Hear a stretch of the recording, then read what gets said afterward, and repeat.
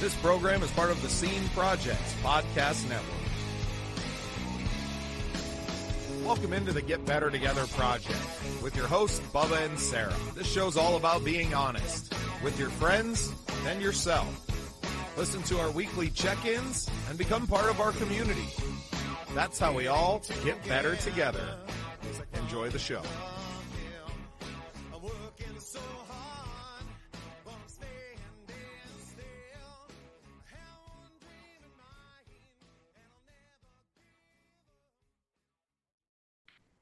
Well, welcome into a very exciting episode of Get Better Together with Bubba and Sarah. I am Bubba Startz. My co-host Sarah Canida is here. And with us today is our friend and fellow compatriot in getting better, Sage Falls. Welcome to the show, Sage. I appreciate it. Yeah, man. Well, Sage. we're just getting to know each other a little bit on the Zoom. I said, screw it. Let's just hit record and everybody can get to know us at the same time. So why don't you go ahead and introduce yourself a little bit about who you are and who you were, and then we'll get into who you are now. Yeah, again, my name's Sage. It's kind of a broad question, but secret that I've struggled with addiction most of my life. Firm believer that I was born an addict, so it's a pretty common story for me that I've heard. It's things, surgeries, and then the opiate wave, the opiate epidemic. I was a product of that, or a victim of that. I don't know what you would call that. And legal troubles got me into the rooms of a fellowship, and I just tried to do it my way for a long time, and finally got beat down enough to make some changes, some lasting changes. And I got a couple kids and breaking the cycle. I don't know how much you want me to go into more of that story, but ask away.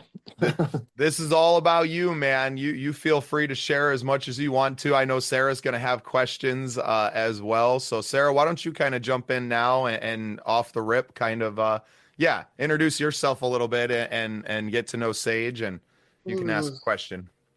Well, I'm Sarah Canida. I got a business called Sarah Does. I do social media marketing, influencing, stuff like that. And then I also constantly work on my own mental health, self-care, trauma, all that stuff. And I struggle myself with addiction. I was a addict to smoking cigarettes for my whole life, ever since I was 11 until, I quit 8-9 years ago. And then drinking has been another thing, that I just struggle with. So those are my addictions, but I'm done with smoking. But now the alcohol is the one that, especially when you're out and about doing stuff all the time, like events and people and socializing, it's like I used to be able to run outside and smoke a cigarette. Now I can't. So now it's like, oh, well, I'll have a glass of champagne or a shot of tequila. So that's my struggles. I did just Sage, which is so funny. And the moment, I didn't even know what your name was or anything about this situation today, but I was saging right before I called you guys. So that's super cool. I love that name. And that's a little bit about me. I have 5 kids, grandbaby. So I know the struggle of wanting to be the best parent that you can be, and always thinking that you're never enough, probably. Yeah. As a parent, that's how I feel every single day. Like, did I do enough? Did I do this? I'm the worst mom in the world. But no, they just want to see you get better. I know that. They want to see you be the best that you can try to be and follow along in your footsteps. I have a son too that's 22 that has a 5-year-old, and that's been a struggle also because he had a baby at a very young age, and he has struggled with his own who knows what, because I'm his mom, he doesn't tell me.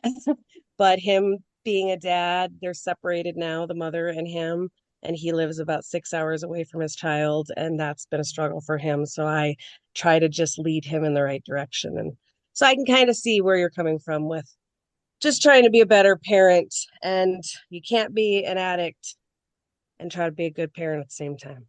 Yeah. Yeah, something that's really shifted this last year was like leaning on other people too.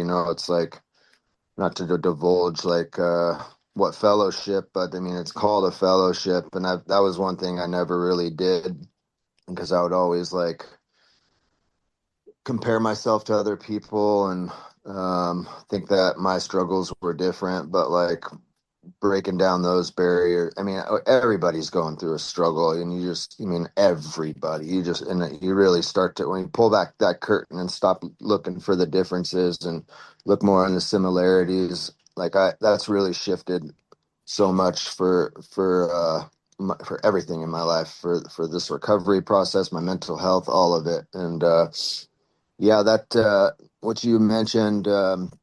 About never being enough, that for me, like that was like that started way before kids for me. And I think a lot of it's broken home stuff. It's like core beliefs from childhood stuff, and I mean it's like, and don't really got to do work to figure that stuff out, why you feel like that. But yeah, it's a constant struggle. And as far as the substances go, like cigarettes, alcohol, like my lady, my partner, she's always embarrassed when we go into the fellowship because she and it says like only addicted to weed. It's the behaviors, right? It's like it's not, it doesn't matter what the substance is, it's the behaviors. But like I'm always like the things that are legal, like alcohol and weed. Well, weed's legal over here.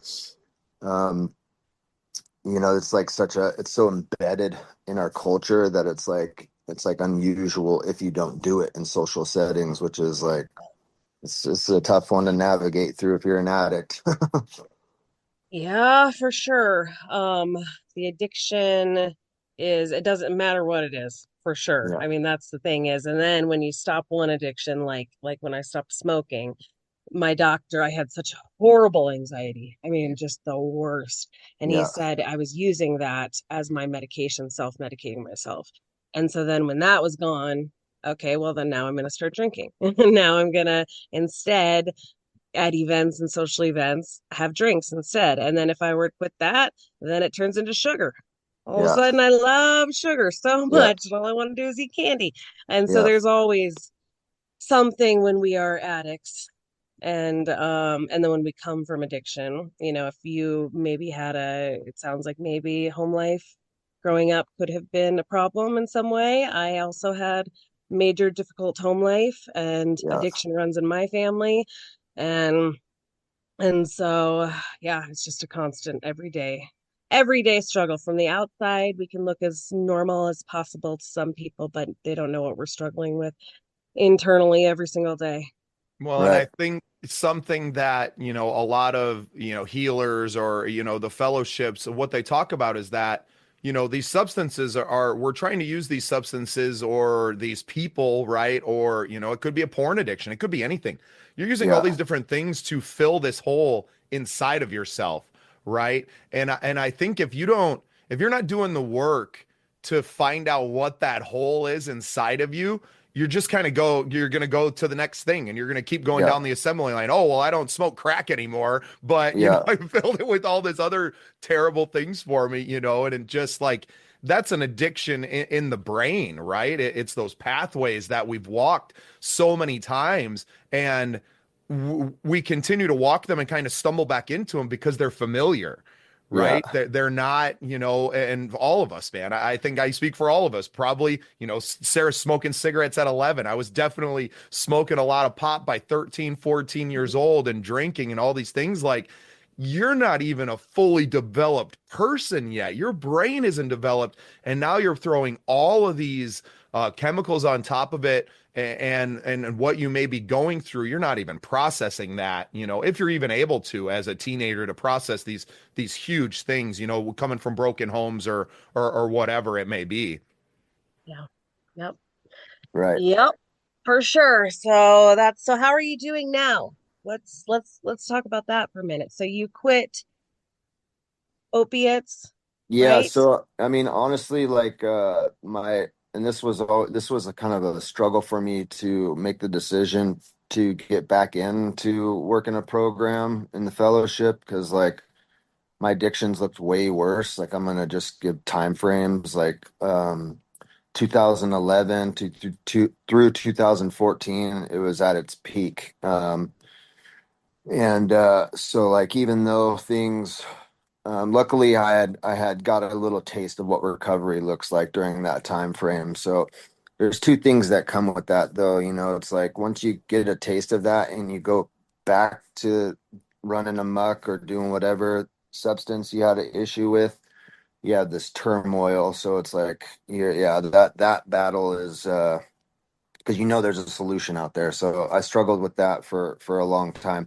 But so yeah, like was saying, my addiction, my active addiction, when I came back last December, or I guess not last December, 23 December, wasn't it's like I guess I feel like I can just divulge the substances. I'm so used to not war storing about the substances, but so like I would do some cocaine every once in a while, and so like I'm like I think I got this under control, and it's like took quite a few times of that to realize my lady and my daughter are hostages in this situation. And so anyway, yeah, I had enough of my own shit and made the decision to do that. So in this last year, where we're at, it's trickled into my family, this decision. Like my mom, she was a pretty severe alcoholic, highly functioning alcoholic though. She's got like 9 months sober. My lady, she's about to get 6 months clean. So yeah, it's this ripple effect. We're like it's not just going through the motions of life. Like there's like major plans going on. Like we're able. I mean, it's this is all surfacey stuff, but it's like we're looking at houses. We just bought her a new car 2 days ago. Or I don't want to say financially free, but it's like we're not worried about money. My relationship, my other child is not he's so much a child. He's 14, and very very mature for his age. His mother and me have a really strong relationship. We actually do like blended family gatherings for the holidays. Yeah, so I'm very present for my family, and I'm the rock, and more so than all that like outside looking in stuff that you could probably see. It's like the noise between my ears is I don't want to say it's quiet, but it's never been at this it's never been this tolerable. Let's put it that way. It's like I would like to sit here and say like I feel like I'm serene. I have my moments, it's like my addiction has surfaced in other areas, they're not substances, but like shopping and weird stuff, it's but yeah, I mean, it's my relationships outside of my family, man, it's like that I get emotional about that, just how people show up for me. It's just I got a real community here in Bend. We talk about wanting to leave all the time because I don't really like what's happening to the area so much with like the population, but we're both on the same page that we couldn't ever leave the community, not at this point. So yeah, I mean, it's turned into a life I've thought was fantasy in just a short amount of time, just doing the work, really doing the work when it gets tough, leaning on the people that showed up for me at the beginning. Yeah. How do you do it social situations when, going places? Do you have anxiety? Do you have, Yeah, so I mean, I don't. We honestly, my life is pretty monotonous. Aside from the fellowship, which is like I do service positions where I'm talking to I'm facilitating like 100 people, a meeting with 100 people. That was like high anxiety. I get anxiety at first, but I like I'm not at like bars or anything like that. Like it's been a while since we've been to a concert. I'm not. I'm like that. I don't even know. It's like I'm an introvert sometimes and an extrovert sometimes. Like I don't know what that is, I'm but the same way as yeah, that. yeah. Exactly. And I can't tell you why it's this way this day and complete opposite the next. I don't know what that's about. But yeah, I mean, my my anxiety, I don't feel like I need to use something about it. But it's like yeah, I'm not like into small talk too much. I never have been. So that those conversations will make me super uncomfortable. Me too. And we've Yeah. had this conversation on here. Yeah. Because I do a lot of networking. Yeah. Oh, I need to be, and I want to be doing a lot of networking, but I get to those situations. I walk in the room and I'm like, okay, I can do this. I can do this. There's hundreds of women or people, and all of a sudden I'm like, ah. And then, Yeah. yes, just I'm the person hiding in the corner looking like I just don't want to talk to anybody, but that's not true. I hate those situations because everybody is, oh, hi, you do this, you do that. Oh, Yeah. tell me about this. And I'm just like, it's just so, I don't know. I like connection. I can sit down like me and you right now. We could sit on here for hours and just sit and chat and talk about life and stuff like that. But just to do the hi, what's your name? What do you do? And then move on to the next person is just like it's like nails on a chalkboard for me. Yeah. And I try because work, if you want your work to be really, really noticed by people and stuff like that, you kind of got to do that stuff. But Yeah. I don't know. I'm getting to a point now where I'm just like, I'll push myself a little bit, but don't overdo myself. I don't have to be at every networking event, at every women's meeting event, luncheon, things like that. It's like, because if it's going to cause me that much stress, it's like, just don't do it. Yeah. I'm smiling like an idiot because Sarah is just beginning to understand that this is her networking now, right? This is maybe only our fourth or fifth episode that we've done. And at first, she didn't even want to do it really. And then it was like, you know what? I got to get this stuff out. And it's really bringing her out of her shell because we want to have deep healing conversations. Like, I Right. want my conversations to mean something. I Yeah. can't do this superficial kind of this thing all the time that we do in public and put on these masks and Yeah. just like I just don't want to do that anymore. I've been carrying this weight with me and these burdens and all of this stuff that we're all carrying. It's like you said, Sage, everybody's going through something. And until, people like us, obviously me and Sarah, very public figures, but are you still tattooing as well? Yeah, yeah, and it's like on the networking part of that. Like, I bet I'm really fortunate. I've tattooed in this area for this is like this October will be 17 years, so just over 16 years. And like I've got a decent reputation, so like I don't have to network to make money, but But there's it's different struggles to that. And I don't mean to cut you off, but yeah, people who get tattoos are, I mean, and not to throw any shade at us, I'm covered, man, right? yeah, But we tend to be people who are addicts, that are in yeah. active addiction, that are, so you're constantly kind of in Or this daddy position. issues. Well, and Yes, I just may all have of some it daddy issues. without having to go out, Sage. I guess what I'm getting at is that you're in that position just by going to work every day. You're Yeah, around these people just by going to work, and maybe with 17 years of experience, you can hand select who you work on a little bit better. But if yeah. you're in a shop, you don't know who's walking through that door. Yeah, we got a really controlled environment. Believe it or not, like the majority of my clients are people in recovery at this point because what do you know? You stop partying or doing your active addiction thing. You start getting money in your pocket. So it's like a lot of people in recovery get tattooed.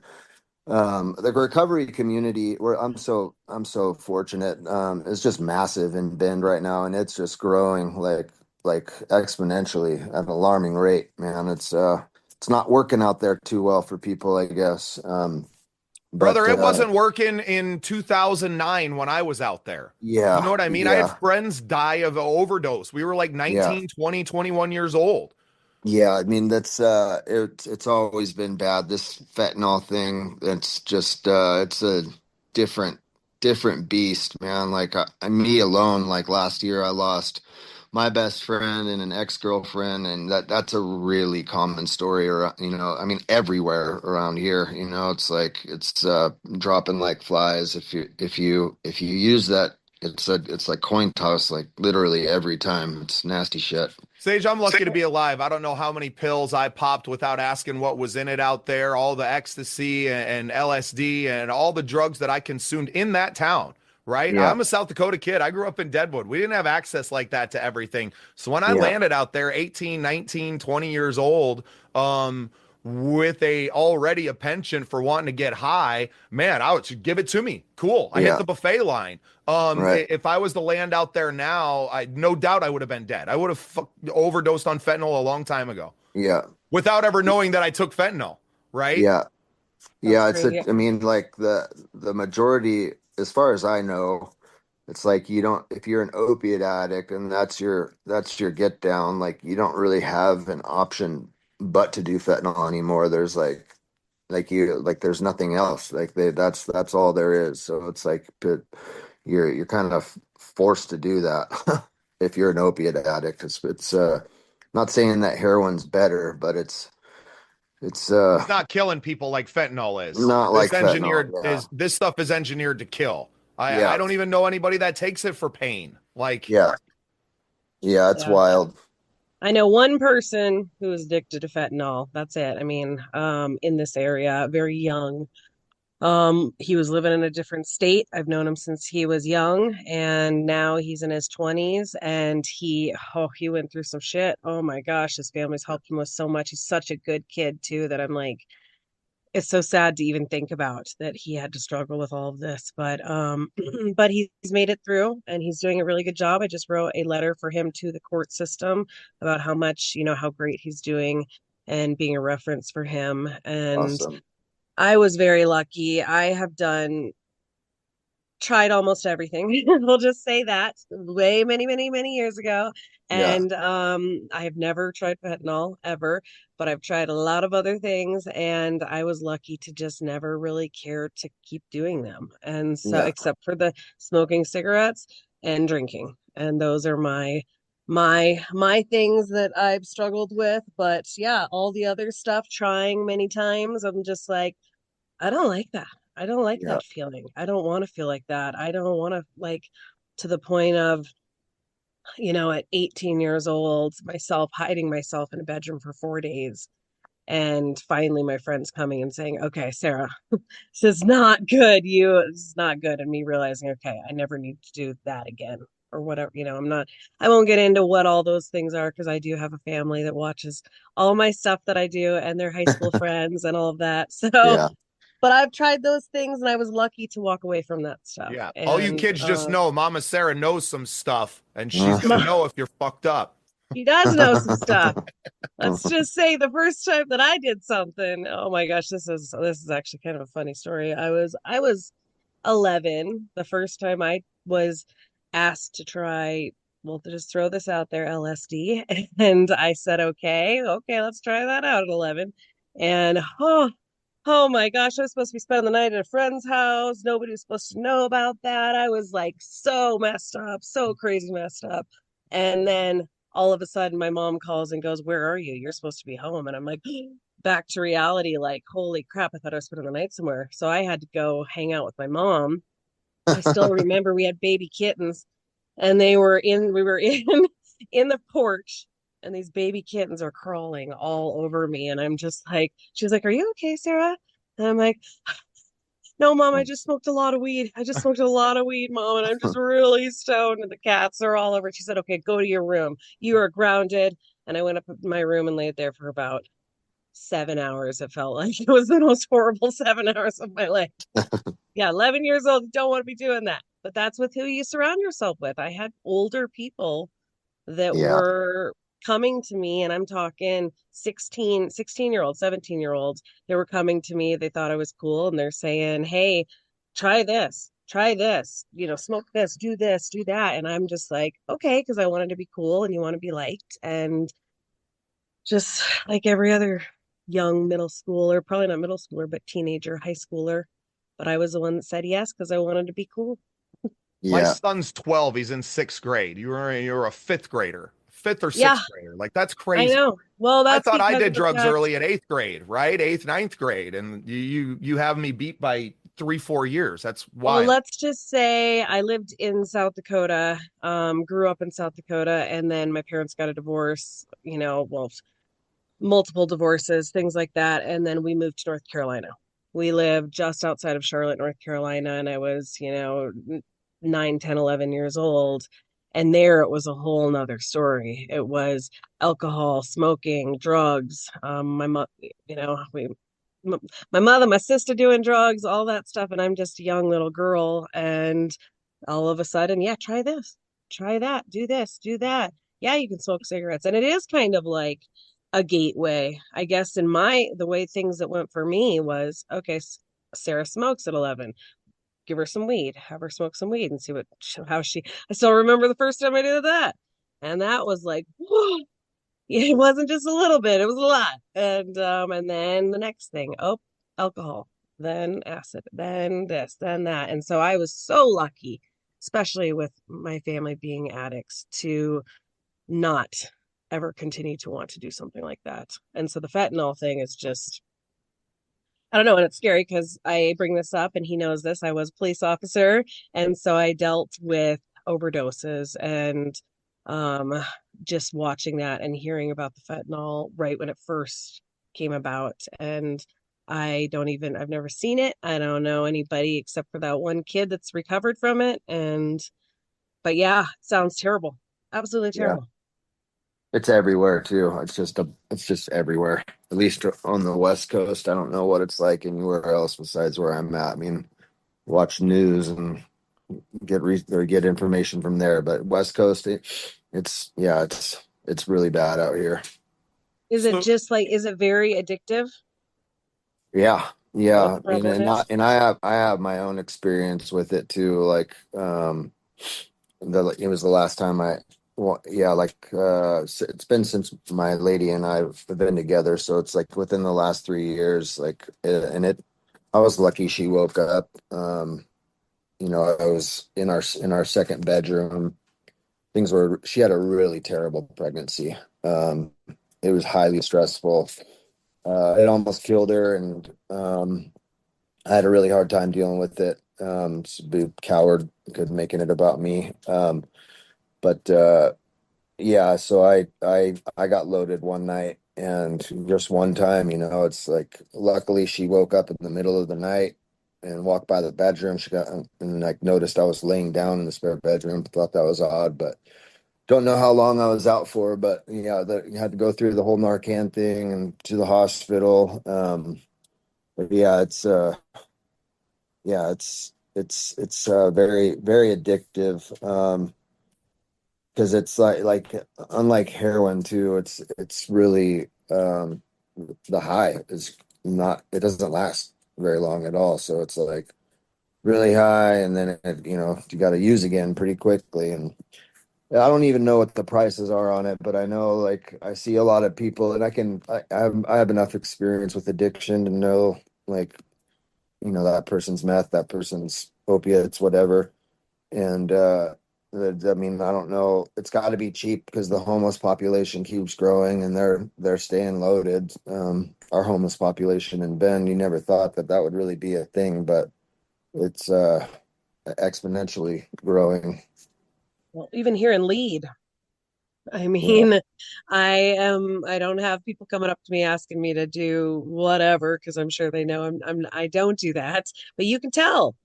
And I yeah, hate to be judgmental like that, but I'm not being judgmental. You can look at somebody and say, okay, that person, drinks a lot of alcohol. That person probably is doing meth. That person's yeah, probably this. And it's just we do have a lot of. Well, and a little backstory on our hometown. Sarah and I kind of grew up in the same area, but Deadwood, South Dakota, famous from the HBO series.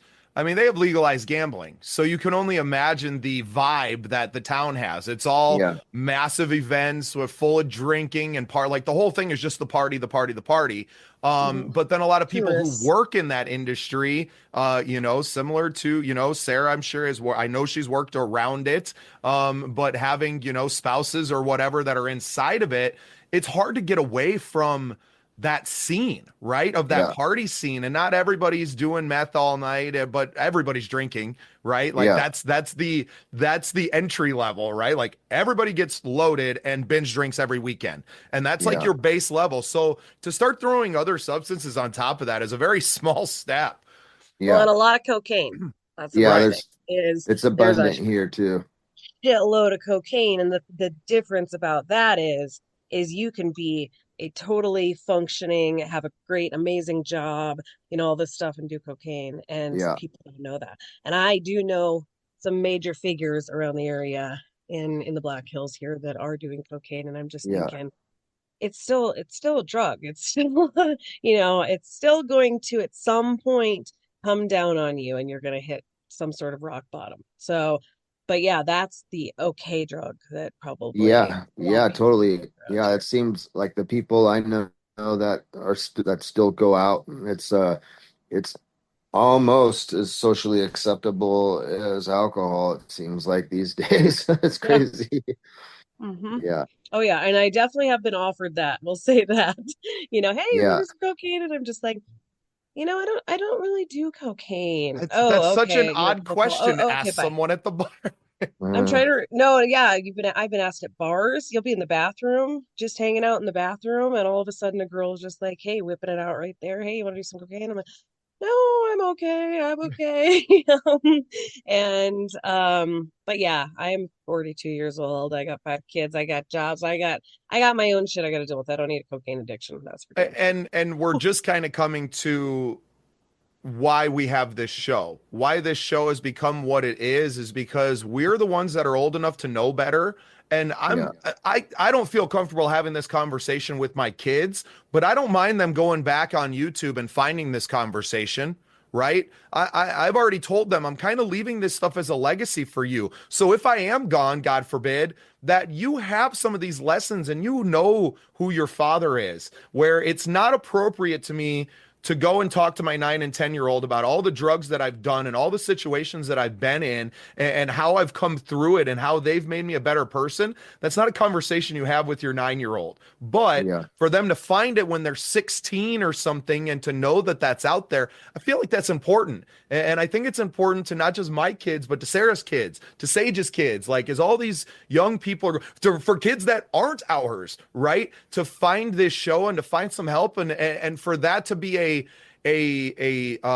pathway to a fellowship, right? And you've talked about it several times. You're organizing meetings for 100 people. Obviously, there's a need for that in Bend, Yeah. especially. Can you kind of talk about? I mean, obviously, you can't divulge a whole lot anonymity. I'm gonna say NA for you, Sage.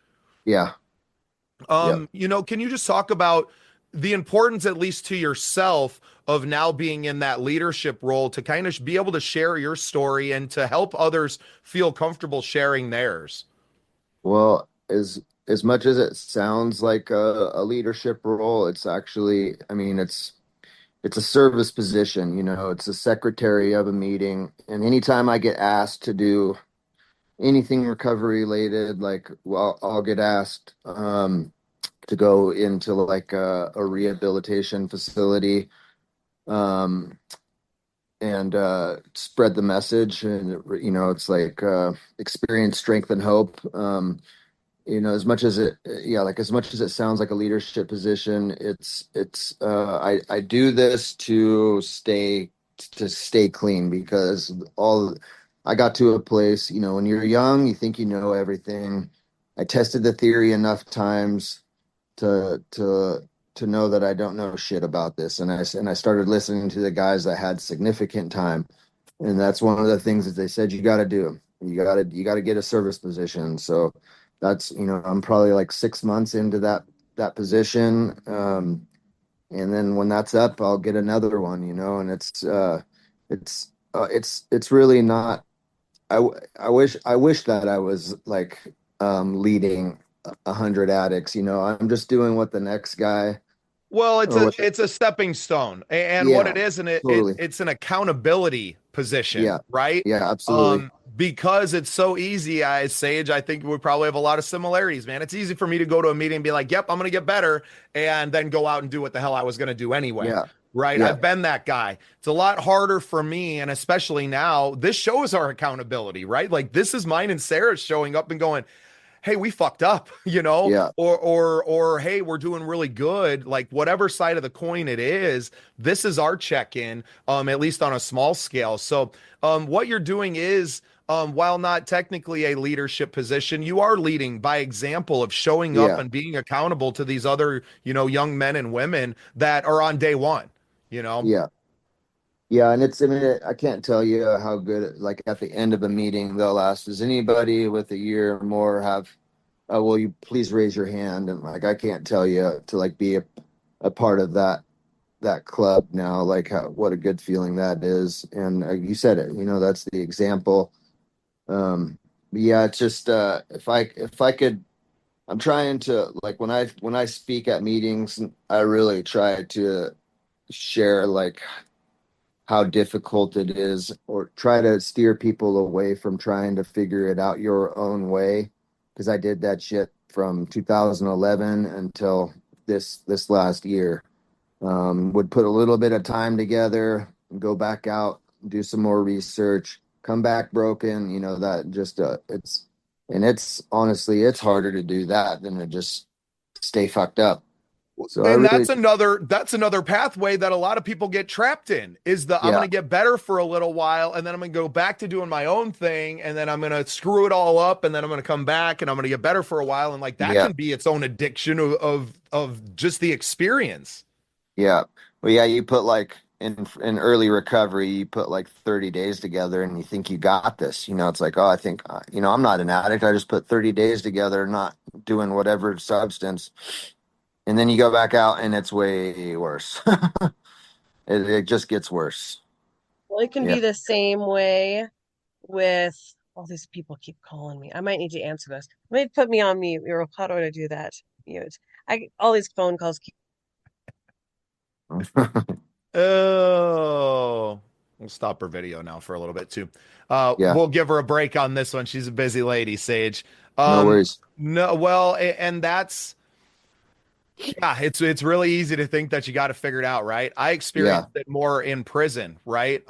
Where guys would get out. I was in for about 2 years, and I was in a medium facility, which was kind of the central hub, right? So we have three minimum units in South Dakota spread across the state, and that's kind of where um that is where like there's more drugs in the prison than there Yeah. is on the streets, right? Yeah. And I was really grateful to be in that medium and to have the programs that they had, the treatment, and like for me, a I'm lot of back. my using was I'll bring you back, Sarah. I got you.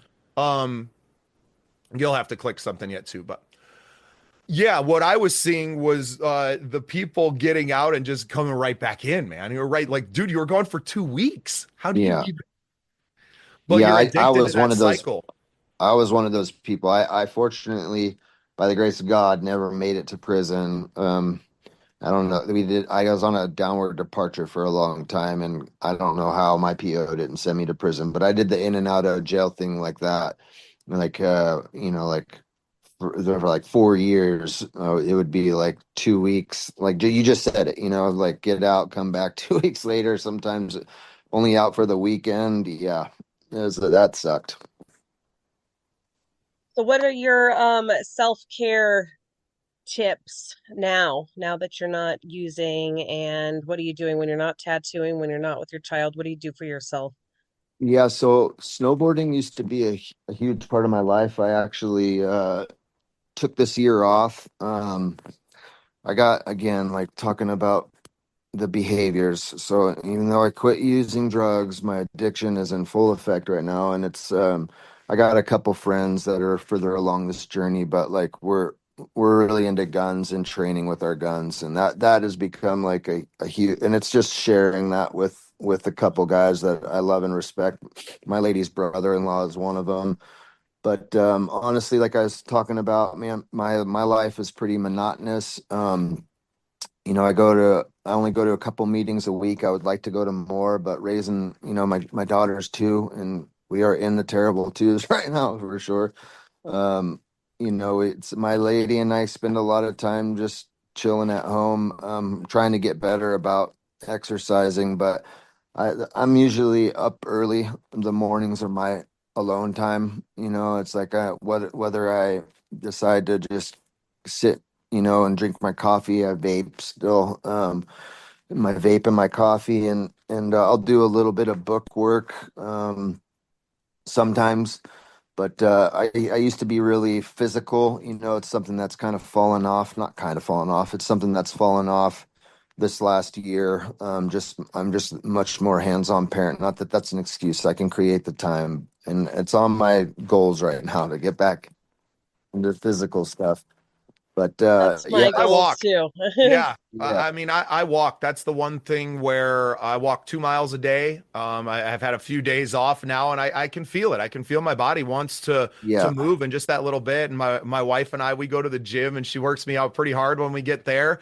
And we're trying to be more consistent with that. But yeah, I got to move, man. And if yeah, anything, it's to clear this. It's yeah, not even really about the body as much as just like that returning to, that prayer or meditative state that I get in when I'm walking. And it can be around the pond in my little town, or it can be, on the treadmill in my garage. And it kind of has the same benefits to it. It lets me, streamline those thoughts a little bit and to leave the other ones behind. yeah, That's what yeah, I'm in need of as well is I am a yoga instructor, but I have not been teaching for a little while because there's just because. And so I have been doing a lot of this, but it's work on the computer, on the phone, on the whatever. And so I think that's why my mental mentality has been just freaking out of whack lately, is because I have so much built up energy that I don't know what to do with it. So it's putting me into anxious mode all the time. And so it just, once you're like out of the routine though, it's so hard to get back into it. So I'm trying to yeah, figure out, it's like in my mind it's like just to go on a walk outside right now. Well, it's snowing, it's cold here in South Dakota. Just to go do that is like it just seems so overwhelming. But once you get back into it, then you get in a routine, and I'm so out of routine. So I need yeah. to do that as well. I've gone in and out of it, like that's I just when it hurts bad enough, you do something different. That's ultimately what it boils down to, and I'm right at that threshold right now. Like my body does not like to sit still. You said it already. It's I'm not designed to be still like this, and yeah, it's any day here we'll And get brother, you moving. got a beautiful town to go walk around in, man. Yeah, I loved living in Bend. I yeah, loved it, man. I hit it at a right time. I know you're friends with some of the Slipmat Science crew. I just kind of yeah, want to end on a positive note because there are some great, great people that I love dearly in that town still. I mean, yeah, looking at the seven peaks every day lined up yeah. and to see the Oh, it's three sisters, beautiful. like, man, it's a beautiful place and it has all the mountain sports and all of these things. But right now, it's got a lot of sick, hurting people, Yeah, and I think that energy is probably weighing you down a little bit too because you see them. You yeah, see these people, and to know when your community is that, it's hard to go out and to smile and act like it's all okay when you know for a fact that your town is sick yeah, and it's hurting.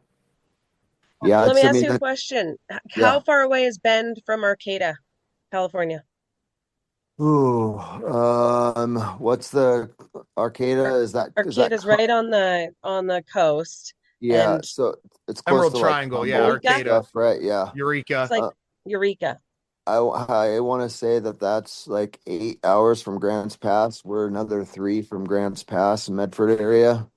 So 10, 11 hours. Oh, I okay. don't I thought think it was I closer. think it's shorter than that. I think from Grants Pass it's only like 3 or 4 hours to get down there to Arcata. It's See, not Really? as far south, I don't think. I used to live in Arcata, But so still, yeah, I 7, 8 hours. when I was 18, we took off, and somebody said, I was like, should we go to Florida or should we go to California? We hopped in the car, and the song on the radio came on, the California song. So we said, all right, California. Car Uh, breaks down halfway.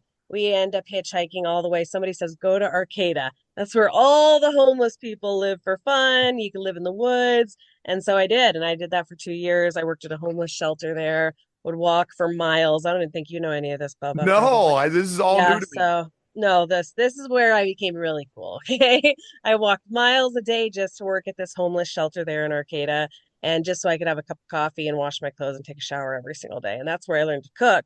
But Arcata was super cool. And so I was going to ask you because I thought Bend was only like 2 hours away. But No, it's on the east side of the Cascades. Ben's quite a ways away, but like the okay. Oregon's not far. Like Crescent City's 2 hours from Arcada or Yeah. less, right? Yeah. Okay. No, Crescent Yeah. City, I used to sleep on the beach there. So I lived in the woods and I also would sleep on the Crescent City beach. And I didn't know about your homeless days, Sarah. oh yes, I chose to be homeless, and that's Me where I too. became really freaking cool. And that's what a lot of people don't know about me. And I think that's why I'm not like a typical South Dakota girl, is because yeah, I cooked for the homeless every single day, but I was homeless and I loved doing it. Like we cooked the best food because the grocery stores, all those co-ops, they throw the food Yep. away the day that it's got that due date. And so then we would get it all. And so I was cooking like the best soups, the best salads, the best sourdough breads, we had the best of the best food there. And lots of cool stuff. But I was wondering if Arcata is dealing with the same type of situation. Do they still have the big homeless population that I'm sure choose to it's be only gotten homeless? worse since then, Sarah. Yeah, It's I don't know. I bet. Hmm. Yeah, well, I mean, Eugene, I know, I keep up with some friends there as well, obviously on the other side of the mountains. I mean, it was bad in 2009, 2010, Yeah. and it just hasn't gotten any better. I mean, I was out there when I really felt like it started, and it was just pills. It was, they still had the old, the OxyContin 40s that you had to peel the time release off of, and Yeah. that's what everybody was kind of doing when I got out of college or, out of high school and was that age. And now it's just so much worse. And it's such a shame because that's some of the most beautiful areas on the whole planet, and all of these beautiful, amazing, talented individuals out there, right? I mean, everybody's a tattoo artist or a musician or a producer or a rapper, or like everybody's super artistic, which leaves them probably a little susceptible to recreational drug use, which is a slippery slope, man. It's going to take you Yeah. right into, needing it, right? Especially with the opiates and stuff. So, yeah, I think what you're doing, Sage, being involved in your fellowship, that's the start, man. To have people that are in active addiction look to you, a guy that looks like you with your tattoos on your head, and being Yeah. someone more familiar to them than some guy who had a cocaine habit, but he's a real white collar dude, right? That guy sharing Right. his story of being a cocaine addict in the 80s doesn't have the same hit that it does coming from someone like you. Yeah. Which I'm assuming the demographics on your fellowship right now are probably people your age and younger. I mean, it's all over the board. It's all over the board. Yeah. Like my previous sponsor, I just got a new one. He's 40 years clean, 77. He's got a group of friends that are all relatively close to his age, and then there's teenagers in the rooms. It's all over the board. And that's who we're You know trying to what? save, right? To get to those teenagers and to Yeah. tell them our stories and to get this out and like, hey man, Yeah. you're not going to live through the shit that we did, right? Yeah. Like the drugs are different now, man. Like Yeah. you don't Yeah, you have can't that trust option. anything. You can't trust anything. And that's what my boyfriend says all the time now, too. He'll say, it's just anything can be laced with anything. It doesn't matter what it is. Do Yeah. not trust anything from anyone. And I want to do a little video if you're cool with that, because I like to make a short form video for our social media to promote this episode. So Absolutely. I'm going to ask you a question and then I'm going to record it with my phone. Let me see if I can Okay. see it, if you're cool with that. And the Yeah. question, I'll give you a second to think about it. But and then I'll repeat it when I start the video. But I'll say, what would you want to tell, these high schoolers and, all these younger kids now about, I don't know, what would you want to tell them now about how to stay away from that? Or I don't know, what's a good question for this, Bubba? Help me out Well, with I this. would just say, one that a good a podcaster that I love, Ryan Sickler, has the Honeydew, and they share stories like this all the time. But he always says, "What advice do you have for your 16-year-old self?" Right? Okay, that's So, great. yeah, You got the what words out of my advice do mouth. you have for, kids that are struggling with mental health or addiction, and kind of framing it that way? How about, yeah, so it'll be, what advice do you have for kids and younger people struggling with addiction? Okay, so that's going to be it. I'm going to try to get this question out. Here we go. Okay. So, Sage, what advice do you have and can give to younger people and kids that are struggling with addiction? So from my own experience, the party, it looks really fun. Behind the scenes, you pull the curtain back, the party's not at all what it seems. There's a lot of misery down that road. Um, and there was at that age, there wasn't a single thing that older people would tell me that I would listen to. If I could talk to my 16-year-old self, it would be take the advice of your elders more seriously. Yeah. I love that. Yeah. I love that. And yeah, thank you so much for sharing all of these, your stories with me for the first time. You haven't met me yet, just here on video. And thank Yeah. you for that, giving that advice, and we will share it with our followers. That's my pleasure. And Sage, Yeah. that's it, man. I really appreciate you jumping in with us today. Not really knowing Yeah. what you were getting into, but Yeah. I felt with you just kind of crossing your year, and knowing that you've been very active in that community, not just Bend, but in your fellowship as well. That we had to have you on. We had to share your story and get it out there. And we'd love to talk to you in another year when you got 2 years. Absolutely, man. I appreciate the invitation. Yeah, and you should follow. Are you on Facebook? Yeah. Okay, follow Sarah Does, Sarah with an H, then DOES. Follow that, and I'll have a little fun little commercial with you talking to your Sounds great. 16-year-old self. Okay. All right. And Thank you for guys. everybody else, this is Get Better Together with Bubba and Sarah and our guest Sage. See you Have a next great time. day, everybody. See ya. Bye.